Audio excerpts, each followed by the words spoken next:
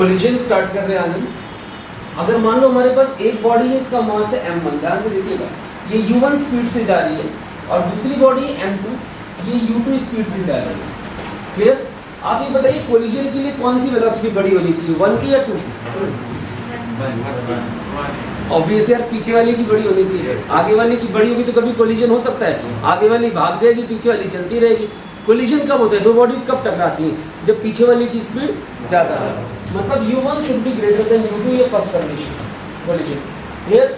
अब जब ये टकराएंगी ड्यूरिंग कोलिजन, तो बॉडीज एक दूसरे को टकराएंगी और टकराने के बाद ये आगे जाएंगी। अब आगे जाने के बड़े सारे तरीके हो सकते हैं। अगर अभी हम वन डायमेंशन की बात करते हैं तो जो m1 है वो v1 स्पीड से जा रहा है, और m2 जो है वो v2 स्पीड से जा रहा है। क्लियर? समझ में आ रही बात? अब इसमें बहुत सारी कंडीशन हो सकती है फाइनल स्पीड में, और उसी के अकॉर्डिंग अलग अलग तरह की कोलिजन होते हैं। लेकिन शुरू वाली कंडीशन की 1 की स्पीड 2 से ज़्यादा होनी चाहिए, हमेशा के लिए फिक्स है, ये हर बॉडी में सेम रहती है। Is that okay to all of you? आप जरा देखिए, डाउट है पूछो। क्लियर है यहाँ तक? अच्छा, अब कोलिजन के अंदर आपको याद रखना है, रीडिस्ट्रीब्यूशन होता है। किसका रीडिस्ट्रीब्यूशन होता है? रीडिस्ट्रीब्यूशन यानी जैसे सपोज करो इसकी एनर्जी 50 थी, इसकी एनर्जी 150 थी, टोटल 200 हो गई। अब अगर लॉस नहीं हो रहा, तो 200 शफल होगी दोनों में। हो सकता है इसकी 110 हो जाए, इसकी 90 हो जाए, लेकिन रहेगी 200 ही, अगर लॉस नहीं हो रहा। इलास्टिक कोलिजन को बोलते हैं लॉस नहीं हो रहा। काइनेटिक एनर्जी अगर इसमें 40 हो गई तो इसमें कितनी होनी चाहिए, 160 होनी चाहिए। समझ रहे? मतलब एनर्जी का और मोमेंटम का रीडिस्ट्रीब्यूशन होता है, और इस फिनोमेनन को हम बोलते हैं कोलिजन। तो आप हेडिंग डालिए कोलिजन, लिखिए mutual interaction between two bodies. Mutual spelling check कर लेना किसी को डाउट हो तो। Mutual interaction between two bodies, mutual interaction between two bodies in which redistribution of momentum and kinetic energy takes place.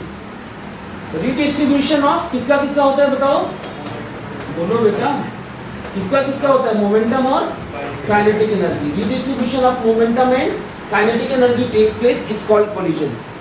देखो, mutual interaction between two bodies in which redistribution of momentum and kinetic energy takes place is called collision. Is called collision. Momentum and kinetic energy दोनों का redistribution होता है, इसको हम क्या बोलते हैं? कोलिजन बोलते हैं। आप देखिए इसके बाद आगे बढ़ते हैं। वहां तक लिख लिया सबने?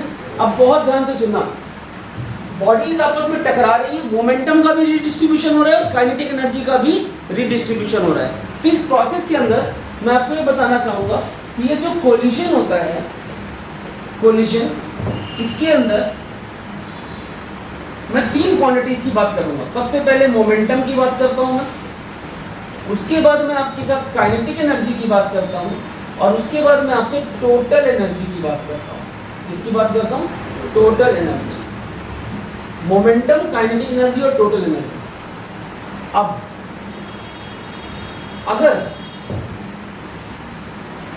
अगर हमारा मोमेंटम, काइनेटिक एनर्जी और टोटल एनर्जी, इनमें से कौन कौन कंजर्व है और कौन कौन कंजर्व नहीं है, तो इन पर्टिकुलरली मोमेंटम कंजर्व है, काइनेटिक एनर्जी भी कंजर्व है, टोटल तो हमेशा ही कंजर्व रहती है। टोटल एनर्जी कभी भी चेंज नहीं होगी, लॉस नहीं होगी। मतलब अगर आइडियल आपका कंजर्व है मोमेंटम भी, काइनेटिक एनर्जी भी और टोटल भी, तो इस तरह के कोलिजन को हम बोलते हैं इलास्टिक कोलिजन। क्या बोलते हैं? Elastic collision. इसको क्या बोलेंगे हम? This is called elastic collision. Elastic बोल लीजिए या परफेक्टली इलास्टिक बोल लीजिए, एक ही बात है। परफेक्टली इलास्टिक, इलास्टिक बोल लो या परफेक्टली इलास्टिक बोल लो, एक ही बात है। अब एक तो होता है परफेक्टली इलास्टिक और एक होता है perfect in elastic. Perfect in elastic और एक सिर्फ इन इलास्टिक,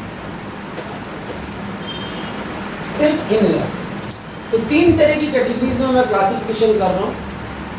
तो अब आपको ये ध्यान देना है, चाहे इलास्टिक हो, चाहे परफेक्ट इन इलास्टिक हो, और चाहे सिर्फ इन इलास्टिक हो, मोमेंटम हमेशा कंजर्व है। कौन हमेशा कंजर्व है? मोमेंटम। इनसे ऑब्जेक्टिव क्वेश्चंस बनेंगे स्टेबल से, ध्यान दीजिएगा। मोमेंटम हमेशा कंजर्व है, टोटल एनर्जी भी हमेशा कंजर्व है। सारी कहानी, सारा गेम काइनेटिक एनर्जी में। सारा इधर देखिए, दोबारा बोल देता हूँ मैं। इन पर्टिकुलरली कोलिजन को हमने 3 तरह से क्लासिफाई किया है, परफेक्टली इलास्टिक या इलास्टिक बोल दो, परफेक्ट इनइलास्टिक और इनइलास्टिक। इन दोनों में अंतर है, इलास्टिक और परफेक्ट इलास्टिक में अंतर नहीं हो, एक ही बात है। तो सारी कहानी है conservation of momentum, conservation of kinetic energy. जो टोटल एनर्जी होती है वो तो हमेशा ही कंजर्व होती है, दैट इज ऑलवेज कंजर्व, चाहे कोई भी कोलिजन हो। जो मोमेंटम है वो भी हमेशा कंजर्व है। सारा गेम कौन करेगा? Kinetic energy.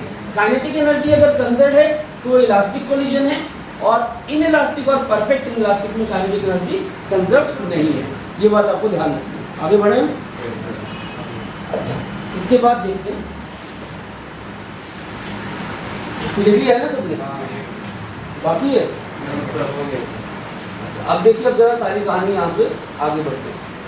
अब हमारे पास ये एक बॉल है, इसका मास है m1, बहुत ध्यान सुनना बेटा। इसकी स्पीड है u1, ये बॉल है m2, इसकी स्पीड है u2। कोलिजन के बाद m1 की स्पीड v1 हो जाती है और m2 की स्पीड v2 हो जाती है। कोलिजन टाइम को हम इग्नोर करके चलते हैं कि कोलिजन टाइम ऑलमोस्ट 0 है।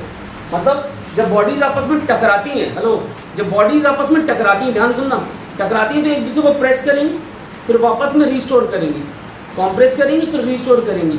तो ये जो कोलिजन का टाइम है वो हम 0 मान के चलते हैं हमेशा। क्लियर? समझ में आ रही? कोलिजन का टाइम कितना मान के चलते हैं? 0 मान के चलते हैं आइडियल केस में। तो m1 u1 से m2 u2 से जा रहा है, m1 v1 से m2 v2 से आफ्टर कोलिजन। ये कहानी थी बिफोर कोलिजन, और ये कौन सी है? After collision. अब आप ये बताओ, यहाँ पर इनकी अगर मैं बोलूँ velocity of approach, velocity of approach कितनी होगी बताइए? कितनी स्पीड से अप्रोच कर रहे हैं बताओ? u1 माइनस u2 से। कैसे मालूम? बोलो यार, कैसे मालूम? मान लो ये स्पीड 10 है, ये 3 है। आपको मैंने अभी थोड़ी देर पहले बताया था कि जो पीछे वाली बॉडी उसकी स्पीड ज़्यादा होनी चाहिए। तो आप ही बताओ, अगर एक 10 से चल रही है पीछे वाली और आगे वाली 3 से चल रही, तो अप्रोच की स्पीड क्या है? 10 माइनस 3 7, यही होगी ना? तो u1 माइनस u2, यही होगी ना वेलोसिटी ऑफ अप्रोच। अब कोलिजन के बाद मान लो ये 5 से गई, ये 7 से गई, तो ये सेपरेट हो रही, तो वेलोसिटी ऑफ सेपरेशन क्या होगी? दोनों का डिफरेंस v2 माइनस v1। ध्यान देना, अप्रोच में u1 माइनस u2 है और सेपरेशन में v2 माइनस v1 है। ये क्या है? Velocity of separation. Is that okay? तो जो वेलोसिटी ऑफ सेपरेशन है और वेलोसिटी ऑफ अप्रोच, इनकी रेशियो को हम बोलते हैं कोएफिशिएंट ऑफ रेस्टिट्यूशन। क्या बोलते हैं? Coefficient of restitution. तो नीचे आप हेडिंग कर लिए, coefficient of restitution, coefficient of restitution लिखो, स्मॉल ई से डिनोट करेंगे इसको। इसका आगे फॉर्मूला लिख लो, velocity of separation upon velocity of approach. और ये है कितना बताओ? v2 माइनस v1 अपॉन, ध्यान देना उल्टा है, 1 माइनस 2, ऊपर 2 माइनस 1 और नीचे 1 माइनस 2। क्लियर है सबको?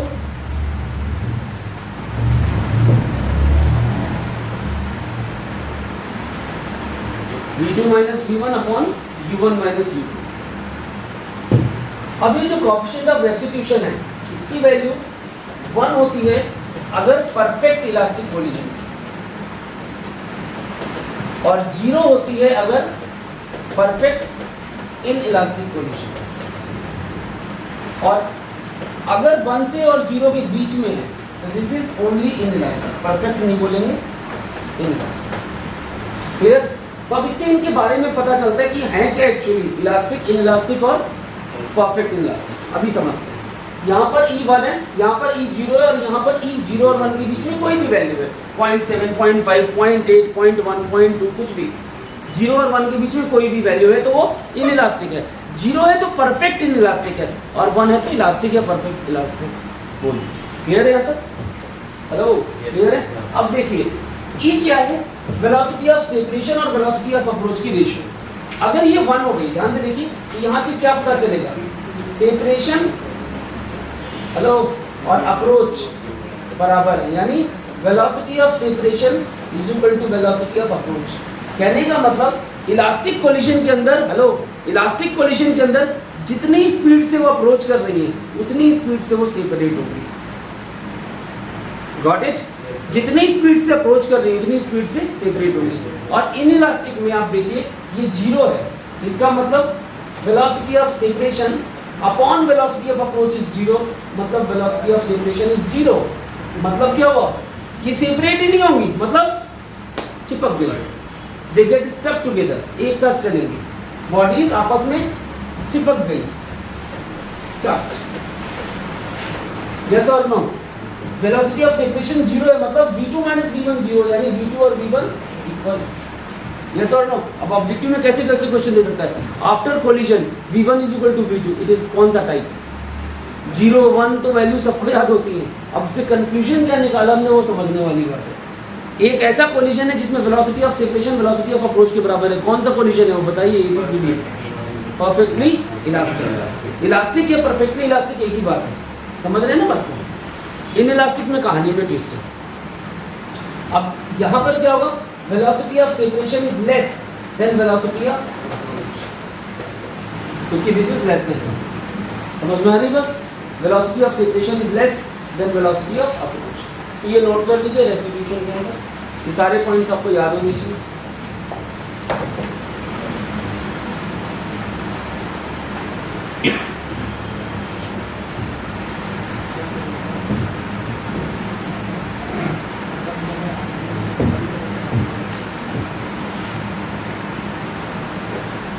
बढ़े आगे नहीं पढ़े?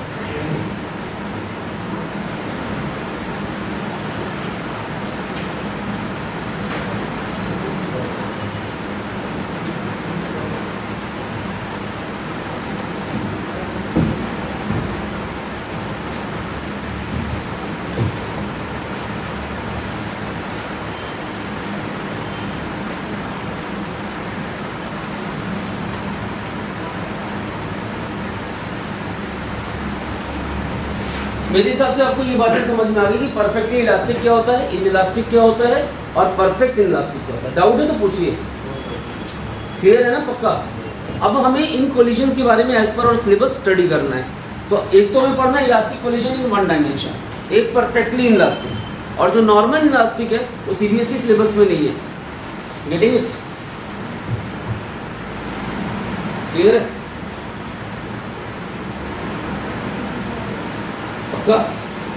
आगे बढ़े। अब देखिए, आप हेडिंग डालिए परफेक्ट इन इलास्टिक कोलिजन। सबसे पहले परफेक्ट इन इलास्टिक कोलिजन की बात करते हैं। Perfect inelastic collision, heading डालिए perfect inelastic collision. Perfect inelastic collision, inelastic collision क्या होता है इसमें बताओ? मोमेंटम कंजर्व होता है? कई लोग अभी भी सोच रहे हैं मोमेंटम कंजर्व होता है? Total energy?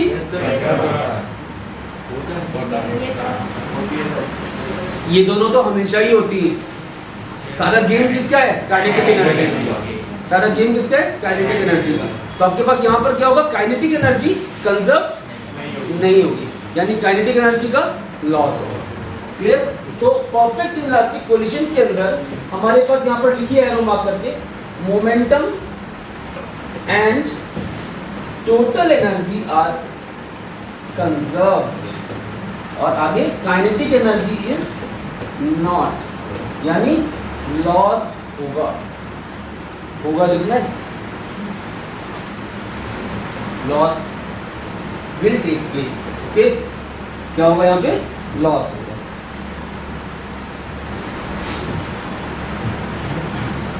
पॉइंट्स याद रखने। वैसे मैंने पॉइंट्स लिखा रखे हैं पहले भी, लेकिन हाँ तो पता होना चाहिए कौन कौन से पॉइंट्स। क्लियर है? अब देखिए, मान लेते हैं हमारे पास ये बॉडी है M1, ये U1 से जा रही थी M2, U2 से जा रही थी। बताओ कौन बड़ा होना चाहिए, 1 या 2? 1। शाबाश, 1 शुड बी ग्रेटर देन 2। अब कोलिजन के बाद ये दोनों क्या करेंगी? चिपक जाएंगी। यानी m1 प्लस m2 होके एक ही स्पीड v से मूव करेंगी। Bodies get stucked together and move in unison. Unison मतलब एक साथ। तो अंग्रेजी लिख देता हूँ इसकी, बॉडीज स्टक हो जाती है, गेट स्टक्ड एंड साथ साथ मूव करती हैं। साथ साथ मूव करती है मतलब unison. Okay, is that okay और नॉट ओके? क्लियर? तो लिखो फिर ओके को। डायग्राम बनाओ। परफेक्ट इलास्टिक कोलिजन, ये दो पॉइंट्स एंड दिस डायग्राम बनाइए, फिर आगे बढ़ते हैं।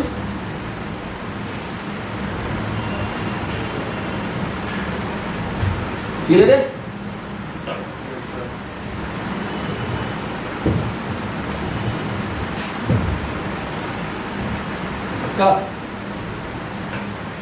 अब कौन कंजर्व था? मोमेंटम। कौन कंजर्व था? मोमेंटम। तो हम कंजर्वेशन ऑफ मोमेंटम की इक्वेशन लिखते हैं। तो कंजर्वेशन ऑफ व्हाट? मोमेंटम। तो using conservation of momentum, linear momentum. कौन सा मोमेंटम होता है? लीनियर मोमेंटम, है ना? तो using conservation of linear momentum, using conservation of linear momentum. अब आप बताइए ना मुझे, hello, initial momentum should be equal to final momentum. भाई कंजर्वेशन ऑफ लीनियर मोमेंटम क्या बोलता है? Initial momentum should be equal to final momentum. अच्छा, अगर इनिशियल मोमेंटम फाइनल मोमेंटम के बराबर होगा तो इनिशियल मोमेंटम क्या है बताओ? दो बॉडीज है ना, m1 u1 plus m2 u2, और फाइनल क्या होगा बोलो? हाँ, m1 और m2 दोनों की स्पीड कॉमन है v, m1 plus m2 into v। अगर आप m1v प्लस m2v लिखोगे तो भी वही बात है, क्योंकि v सेम है, वो कॉमन आ जाएगी, है ना? तो initial momentum should be equal to final momentum. तो लिखो equation, m1 u1 plus m2 u2 is equal to m1 और m2 बेचारे चिपक गए और एक ही स्पीड v से मूव की। समझ में आया? अब यहाँ से आपके पास आ गई v की value m1 u1 plus m2 u2 upon m1 plus m2। This is the combined speed. Combination यानी बॉडी जब स्टक हो गई तो यूनिसन स्पीड जो आती है वो ये। क्लियर? समझ में आ रहा है?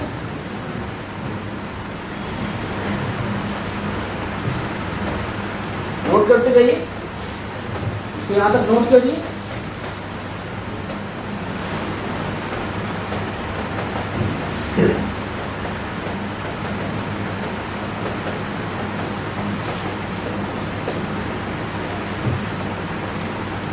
लॉस कितना होगा? Initial energy minus final energy. हमें पता है यहाँ पर एनर्जी का लॉस होता है। कितना होता है लॉस? Initial minus final. अगर गेन बोलता है कहीं पर भी, यहाँ पर नहीं है गेन, गेन कहीं पर भी बोलता है तो फाइनल माइनस इनिशियल, और लॉस है तो इनिशियल माइनस फाइनल। क्लियर? अगर आप फाइनल माइनस इनिशियल करेंगे तो नेगेटिव आएगा, नेगेटिव का मतलब लॉस। ठीक है, हम सीधा सीधा लॉस लिख रहे हैं, इसलिए इनिशियल माइनस फाइनल। अब ये तो आप कर सकते हैं, इनिशियल माइनस फाइनल। आप बताओगे मुझे इनिशियल एनर्जी क्या है? जल्दी बोलो। हाफ m1 u1 स्क्वायर पहली बॉडी की, दूसरी की बोलो। ये माइनस हाफ फाइनल क्या है? दोनों चिपक गई, v स्क्वायर, और v की वैल्यू ये वाली यहाँ डाल देंगे, डाल सकते हैं और सॉल्व कर सकते हैं। ये वैल्यू डाल के सॉल्व करना है, आपने घर में ट्राई करना है इसको। यहाँ पर ये वैल्यू डाल के कैलकुलेशन करेंगे और फाइनल आंसर आएगा half m1 m2 upon m1 minus m2 u1 minus u2 का। This is the loss of time. Okay, you will get this result after solving. 5-6 step लगेंगे, क्योंकि आप पहले v पुट करेंगे, एलसीएम लेंगे, काटेंगे कूटेंगे, काफ़ी लंबा पोर्शन बन जाएगा और फाइनल आंसर दिया जाएगा। ऑब्जेक्टिव पेपर है तो आपको कैलकुलेशन की इसकी ज़रूरत नहीं है। जो पॉइंट्स चाहिए वो मैं सारे लिखवा रहा हूँ, बाकी हाँ कैलकुलेशन एक बार आप ट्राई कर लेंगे। कोई डाउट होगा तो you can ask me again. यहाँ तक क्लियर है? तो याद रखने का तरीका क्या है? ऊपर प्रोडक्ट नीचे सम, ऊपर प्रोडक्ट नीचे सम। क्या बोला मैंने? ऊपर प्रोडक्ट नीचे सम, हाफ तो है ही, और u1 माइनस u2 का होल स्क्वायर। क्लियर? समझ रहे ना बात को? मुश्किल नहीं है फॉर्मूला, याद हो जाएगा नहीं हो जाएगा? एक बार आंख बंद करके सोचो, याद हुआ कि नहीं हुआ? पहले आंख खोल के सोचेंगे। रूल है तो सोच लो एक बार क्या जा रहा है। मैं आपको नहीं तो फिर ट्रिक बताऊंगा ना, पहले आप सोचो एक बार। सोच लिया? हो गया यार? देखो काइनेटिक एनर्जी क्या होती है मुझे बताना जरा। हाफ mv², मालूम है? अब v की जगह क्या आ गया? डिफरेंस है u1 माइनस u2 का होल स्क्वायर, और मास क्या है? m की जगह क्या आ रहा है? ऊपर प्रोडक्ट और नीचे, अभी भी नहीं याद होगा। हाफ mv², हाफ m की जगह ऊपर प्रोडक्ट नीचे सम, v की जगह u1 माइनस u2 का होल स्क्वायर। नहीं क्लियर है? This is the loss of kinetic energy. पक्का? चलिए आगे बढ़ते हैं, नोट कर लीजिए यहाँ तक पहले। तो वेलोसिटी भी आ गई, कॉम्बिनेशन की वेलोसिटी और लॉस भी। अब एक क्वेश्चन करते हैं हम इसके ऊपर। यहाँ तक क्लियर है? लास्ट क्वेश्चन आज की वीडियो का, यहाँ तक क्लियर है? क्वेश्चन लिखिए, ये तो 2 सेकंड लो, बाकी लोग क्वेश्चन लिखो। ये 2 kg की बॉडी है, ये 4 kg की बॉडी है, इसकी स्पीड 3 मीटर पर सेकेंड है, इसकी स्पीड 1 मीटर पर सेकेंड है। ये आपस में चिपक जाती हैं और कंबाइंड मूव करती हैं। स्पीड कितनी है और loss of kinetic energy? This is the question. चिपक जाती हैं, मूव करती हैं, कोलिजन कौन सा है? सबसे पहला क्वेश्चन पोटेंशियल है, परफेक्टली इनइलास्टिक। मतलब पोटेंशियल तो कोई कोलिजन नहीं होता, perfectly inelastic collision. Clear? Perfectly inelastic है। वेलोसिटी ऑफ कॉम्बिनेशन क्या हुआ? हाँ, m1u1 कितना है? 6, m2u2 कितना है? 4 अपॉन m1 प्लस m2 कितना है? 6, 10/6 दैट इज 5/3 मीटर पर second. Loss of kinetic energy is what? Half ऊपर प्रोडक्ट 8, नीचे सम u1 minus u2 2 whole square. बोलो हाँ या ना? ये आ गया 4/3, ये हो गया 2/3 और यहाँ पर 4 that is 8/3। This is the loss of.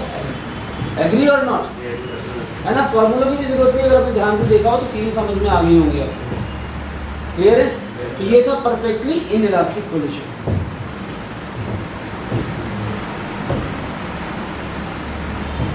क्या था ये? Perfectly inelastic collision.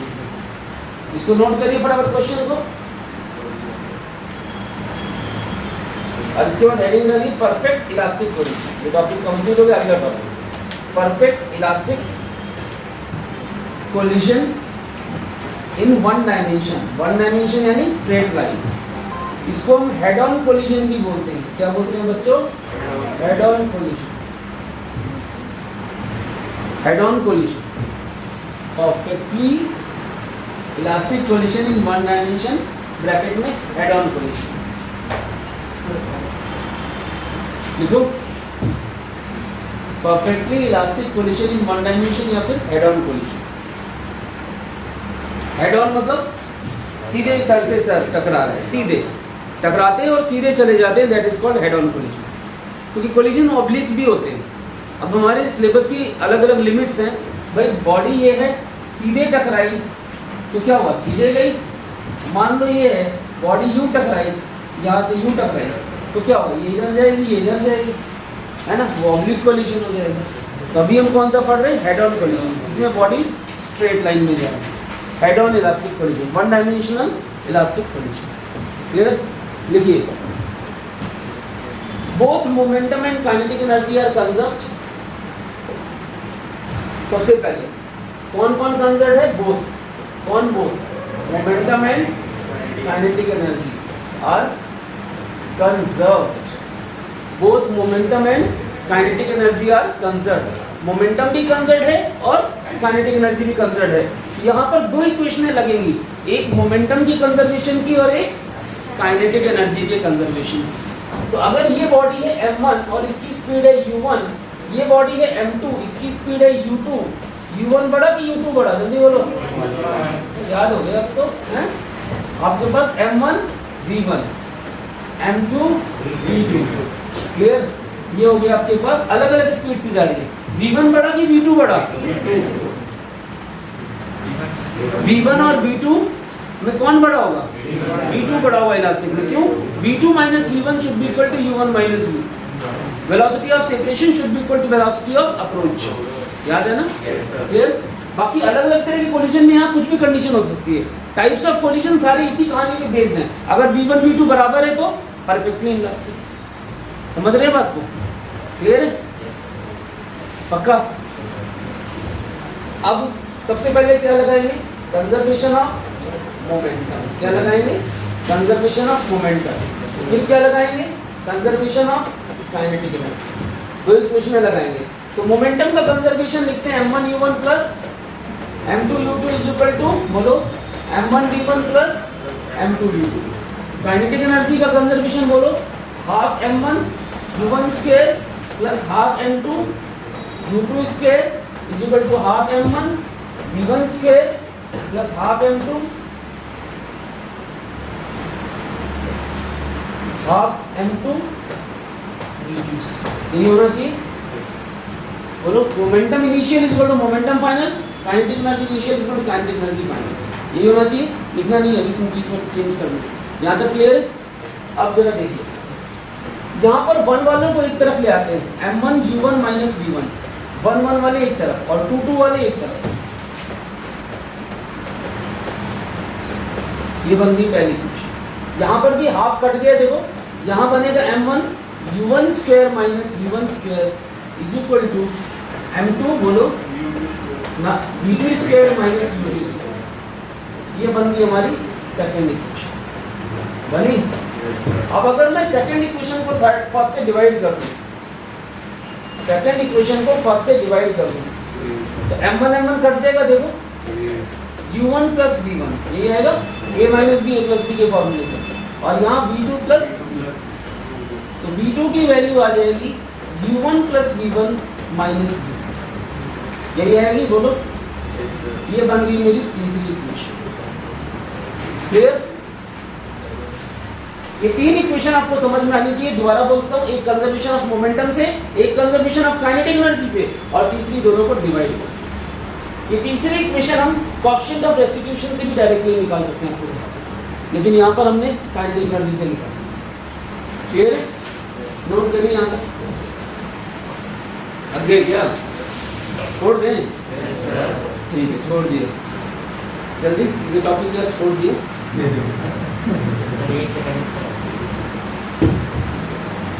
जल्दी थक गए यार, अभी तो 1 घंटा ही हुआ है। तुम्हें 2:30 हो गए?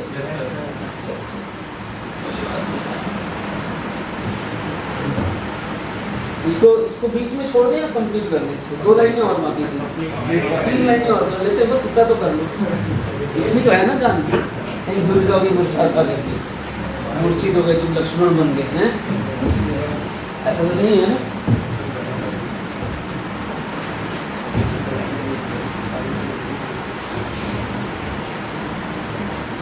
क्या हो योगेश, पूछना है? क्लियर है? All of you. पहला किससे आया? जल्दी बोलो। मोमेंटम की कंजर्वेशन से, दूसरा काइनेटिक एनर्जी की कंजर्वेशन से, तीसरी सेकंड को फर्स्ट से डिवाइड किया है ना, कट उठा करके थर्ड इक्वेशन आ गई। अब क्या करना है इसके बाद? Put value of v2 from equation 3 in equation 1। 3 से 1 में डाला। सुनना, अब मैं कैलकुलेशन पे नहीं जा रहा यहाँ पर, इधर देखिएगा, लॉजिक सुनिएगा। 3 से v2 की वैल्यू यहाँ पे 1 में डाल, पूरा खुलेगा, कॉमन आएगा, सॉल्व होगा, v1 आ जाएगा। क्या आ जाएगा? अब v1 का फॉर्मूला कैसे याद रखना है? इधर देखिए, लंबे फॉर्मूले। ऊपर डिफरेंस m1 1 है ना, तो 1 माइनस 2, 1 है तो 1 minus 2 u1 plus 2 m2 u2 upon, ये याद करने पड़ेंगे, अपॉन m1 प्लस m। ये v1 आ जाएगा। और जैसे ही v1 आ जाएगा, इसको यहाँ पुट करेंगे, सॉल्व करेंगे, ये v1 आएगा। v1 की वैल्यू यहाँ पुट करेंगे, कहाँ? यहाँ, थर्ड इक्वेशन। फिर एलसीएम लेंगे, फिर सॉल्व करेंगे। 2.5 पेज की करीबन डेरिवेशन बनती है, लेकिन अब डेरिवेशन क्योंकि हमारे सिलेबस में है नहीं, हमें क्या करना है? ऑब्जेक्टिव के पॉइंट ऑफ व्यू से याद रखना है। लेकिन मैंने पढ़ाया इस हिसाब से कि चाहे आप सब्जेक्टिव की हो तो क्या पुट करके सॉल्व कर लो, कैलकुलेशन तो सबको आती है, पॉइंट सारे बताए हैं। 1 आपने निकाल दिया। अब इसकी वैल्यू को सेकंड 3 में पुट करेंगे। Put v1 in equation 3 and solve, तो v2 आ जाएगा। हेलो, ध्यान देना, सेम फॉर्मूला उल्टा हो जाएगा। 1 माइनस 2 था, यहाँ क्या आएगा 2 माइनस u2, 1 2 इंटरचेंज हो प्लस 2, बोलो क्या आना चाहिए m1 u1 अपॉन में नीचे m1 plus m2 m2 plus m1, एक ही बात है। फिर तो ये आ गया v, ये आ गई final velocity of first body और ये आ गई final velocity of second body. बस इतना आप याद रखिए। इसके आगे इसके special cases along with the homework discussion. अभी पूरी एक क्लास और लगेगी वर्क एनर्जी पावर में, हो सकता है 1.5 भी लग जाए। We will complete it. और हाँ, एक स्लाइड आपको भेजिए किसकी, रिस्टोरिंग फोर्सेस इन स्प्रिंग। तो अब आपको क्या करना है, ये तो सुनो, ये तो लिखोगे अभी, इसके बाद 2 फुल पेजेस छोड़ देंगे। 2 फुल पेजेस किस लिए, इसके न्यूमेरिकल्स और आगे के कॉन्सेप्ट्स के लिए। 2 पेजेस छोड़ने के बाद रिस्टोरिंग फोर्सेस इन स्प्रिंग को आप कंप्लीट कर लेंगे। अगली क्लास कब होगी, इसकी इन्फॉर्मेशन ग्रुप में आ जाएगी। फिर क्योंकि अभी तक it's not yet decided. Wish you all a very happy Diwali. फिर तो बाकी इन्फॉर्मेशन मैं ग्रुप में डालूंगा कैसे भी। और संडे को आपका टेस्ट है किसका, लॉज ऑफ, क्या बोल रही वंशी, स्क्रीन को थोड़ा छोटा अब ठीक है, और बड़ा करूँ